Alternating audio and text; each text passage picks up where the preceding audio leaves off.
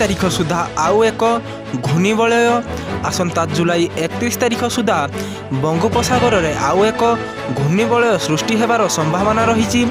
ଏନେଇ ଆଜି ପାଣିପାଗ ବିଜ୍ଞାନୀ ସଞ୍ଜୀବ ଦ୍ୱିବେଦୀ ସୂଚନା ଦେଇଛନ୍ତି। ତାଙ୍କ କହିବା କଥା ଯେ 3 ଦିନ ପର୍ଯ୍ୟନ୍ତ ଉତ୍ତର ଓ ଆଭ୍ୟନ୍ତରୀଣ ଓଡ଼ିଶାରେ ପ୍ରବଳ ବର୍ଷାର ଆଶଙ୍କା ରହିଛି। ସେହିପରି 31ରୁ 2 ଯାଏ ଛତିଶଗଡ଼ରେ ପ୍ରବଳ ବର୍ଷା ନେଇ ପୂର୍ବାନୁମାନ କରାଯାଇଛି। ଏହା ବାଦ ଆସନ୍ତା 24 ଘଣ୍ଟା ଯାଏଁ 6 ଜିଲ୍ଲାରେ ପ୍ରବଳ ବର୍ଷାର ଆଶଙ୍କା ରହିଛି। ତେଣୁ ବାଲେଶ୍ୱର, ଭଦ୍ରକ, ମୟୂରଭଞ୍ଜ, କେନ୍ଦୁଝର, ସୁନ୍ଦରଗଡ଼, ଯାଜପୁର ପାଇଁ ୟେଲୋ ୱାର୍ଣ୍ଣିଂ ଜାରି କରାଯାଇଛି। ଏହି 6 ଜିଲ୍ଲାରେ 7ରୁ 110 ମିଲିମିଟର ପର୍ଯ୍ୟନ୍ତ ବର୍ଷା ହେବାର ଆଶଙ୍କା ରହିଛି। 31 ତାରିଖ ସକାଳ 8ଟା 30 ଯାଏଁ 14 ଜିଲ୍ଲାରେ ପ୍ରବଳ ବର୍ଷା ନେଇ ଆକଳନ କରାଯାଇଛି।